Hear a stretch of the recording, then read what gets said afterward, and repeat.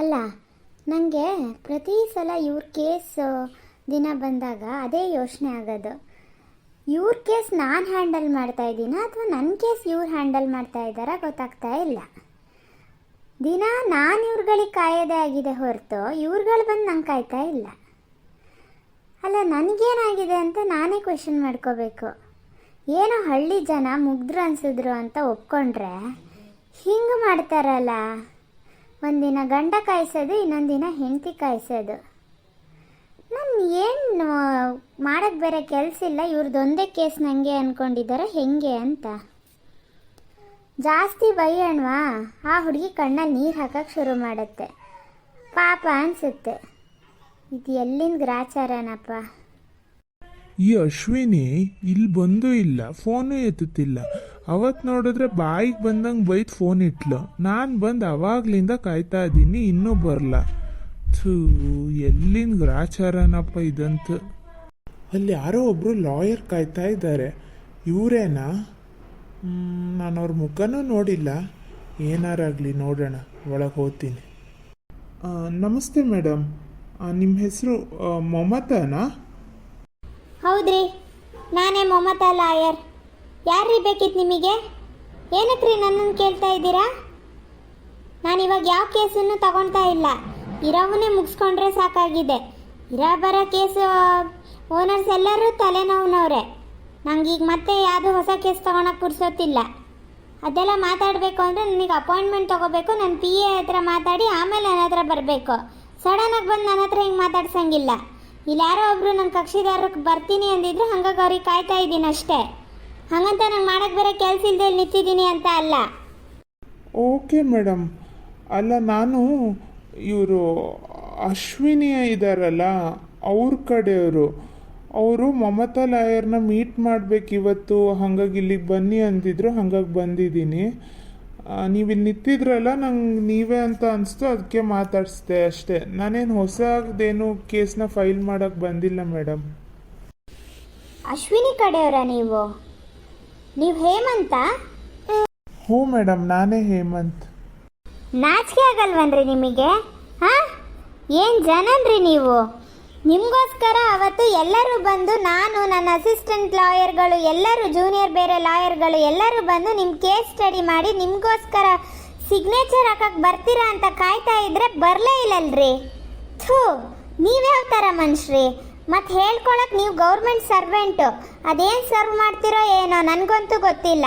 ಒಂದು basics common sense ಇಲ್ದವರೆಲ್ಲ government ಚೇರಲ್ಲಿ ಹೋಗಿ ಕೂತ್ರೆ ಇನ್ನೇನಾಗುತ್ತೆ ನಮ್ಮ ರಾಜ್ಯ ಮತ್ತು ದೇಶ?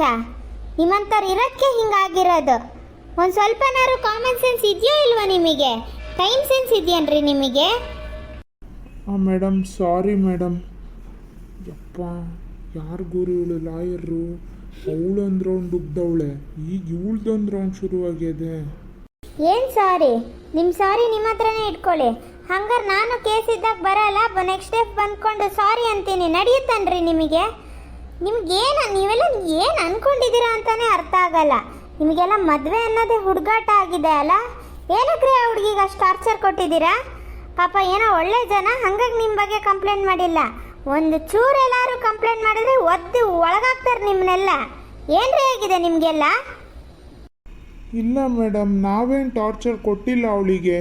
ಅವಳೇನಾದ್ರು ತಪ್ಪು ಮಾಹಿತಿ ಹೇಳಿರ್ಬೋದು ನಿಮ್ಮ ಹತ್ರ. ಏನು ತಪ್ಪು ಮಾಹಿತಿನೂ ಹೇಳಲಿಲ್ಲ, ಏನೂ ಇಲ್ಲ. ಯಾವುದು ತಪ್ಪು ಸರಿ ಅನ್ನೋದು ನಮಗೂ ಅರ್ಥ ಆಗುತ್ತೆ.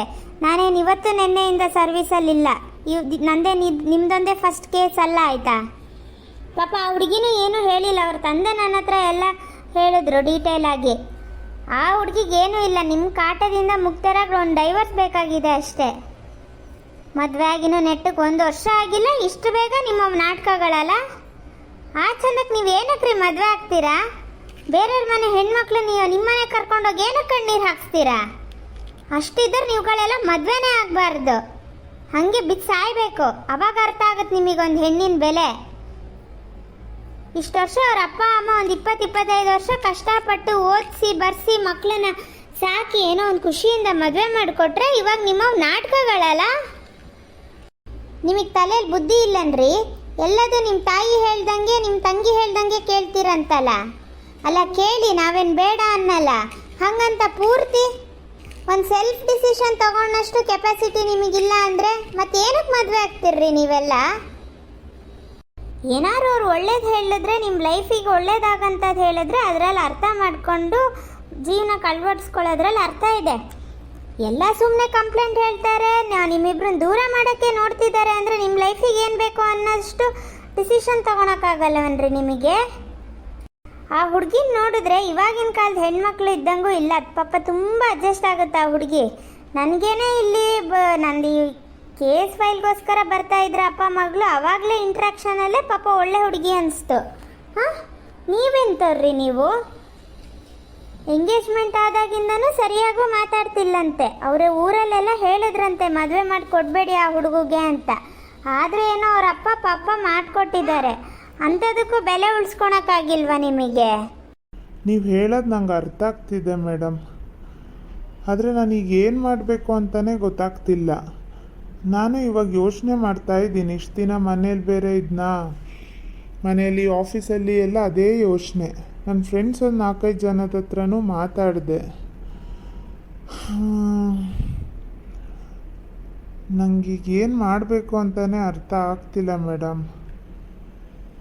ಯಾರ ಹತ್ರ ಮಾತಾಡಿದ್ರು ಅಷ್ಟೇ, ಫೈನಲ್ ಡಿಸಿಷನ್ ನೀವೇ ತಗೋಬೇಕಾಗುತ್ತೆ.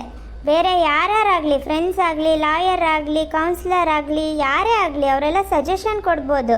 ಬಟ್ ನಿಮ್ಮ ಲೈಫ್ ಡಿಸಿಷನ್ ನೀವೇ ತಗೊಬೇಕಾಗತ್ತೆ. ನಿಮ್ಗಳಿಗೆಲ್ಲ ಏನು ಗೊತ್ತಾ, ಇವಾಗಿನ ಜನ್ರೇಷನ್ನವರಿಗೆ ಮದುವೆ ಆಗೋಕ್ಕೂ ಅರ್ಜೆಂಟು, ಬಿಟ್ಟು ಹೋಗೋಕ್ಕೂ ಅರ್ಜೆಂಟು. ಏನಾರು ಒಂಚೂರು ಸಮಸ್ಯೆ ಆಗೋವಳಿಗೆ ಡೈವರ್ಸ್ ಅಂತ ಬಂದುಬಿಡ್ತೀರ. ಹಾಗಂತ ಎಲ್ಲದನ್ನೂ ಸಹಿಸ್ಕೊಂಡಿರಿ ಅಂತ ಅಲ್ಲ, ಆಗದ್ದೇ ಇಲ್ಲ ಅನ್ನೋ ಸಂದರ್ಭದಲ್ಲಿ ಬರೋದ್ರಲ್ಲಿ ಅರ್ಥ ಇದೆ. ಚೂರಕ್ಕೂ ಬರೋದು. ಅಲ್ಲೆಲ್ಲ ನೋಡ್ತಾರಂತೆ, ಕ್ರಶ್ ಆಗುತ್ತಂತೆ, ಲವ್ ಆಯ್ತಂತೆ, ಮದುವೆ ಅಂತೆ. ನಾಳೆ 2 ದಿನದಲ್ಲಿ ಲವ್ ಆಗುತ್ತೆ, ಮದುವೆನೂ ಆಗುತ್ತೆ, ನಿಮಗೆ ಇನ್ನೊಂದು 2 ದಿನದಲ್ಲಿ ಡೈವರ್ಸು ಆಗುತ್ತೆ. ಅದೇನು ಹುಡುಗರೋ ಏನೋ. ಎಲ್ರಿ ಅವರು? ಅಶ್ವಿನಿ ಎಲ್ರಿ? ಫೋನ್ ಮಾಡಿರಿ ಅವರಿಗೆ. ನಿಮ್ಗಳಿಗೆಲ್ಲ ಪಾಠ ಹೇಳ್ತಾ ಕೂರೋದೊಂದೇ ನನ್ನ ಕೆಲಸ ಅಲ್ಲ, ಬೇಕಾದಷ್ಟು ಕೆಲಸಗಳಿದಾವೆ ನನಗೆ. ನನ್ನ ಜೂನಿಯರ್ ಲಾಯರ್ ಬಂದಿದ್ದಾರೆ, ಅವ್ರು ನಿಮ್ಮಿಬ್ರನ್ನ ಸ್ವಲ್ಪ ಕೌನ್ಸ್ಲಿಂಗ್ ರೂಮಲ್ಲಿ ಕರ್ಕೊಂಡೋಗಿ ಕೌನ್ಸ್ಲಿಂಗ್ ಮಾಡಬೇಕು ಅಂದಿದ್ರು. ಅದಕ್ಕೆ ನಾನು ಇಲ್ಲಿ ಸೈನ್ ಹಾಕ್ಕೊಟ್ರೆ ಅದು ಆಗೋದು ಕೌನ್ಸಿಲಿಂಗ್ ಇವತ್ತು. ಅದಕ್ಕೆ ಸೈನ್ ಹಾಕೋಣ ಅಂತ ಬಂದಿದ್ದೀನಿ. ನೋಡಿದ್ರೆ ಇವತ್ತು ಮೊನ್ನೆ ಅವ್ರು ಬಂದಿದ್ರು, ನೀವು ಬಂದಿರಲಿಲ್ಲ. ಇವತ್ತು ನೀವು ಬಂದಿದ್ದೀರಾ, ಅವ್ರು ಬಂದಿಲ್ಲ. ಇಬ್ಬರು ಸರಿಯಾಗಿದ್ದೀರಾ ನೋಡಿ. ಫೋನ್ ಮಾಡಿರಿ, ಅಶ್ವಿನಿಗೆ ಫೋನ್ ಮಾಡಿ ಬೇಗ ಬರೋಕ್ಕೆ ಹೇಳಿ. ಮೇಡಮ್, ಅವ್ರು ನನ್ನ ಫೋನೇ ರಿಸೀವ್ ಮಾಡ್ತಾ ಇಲ್ಲ.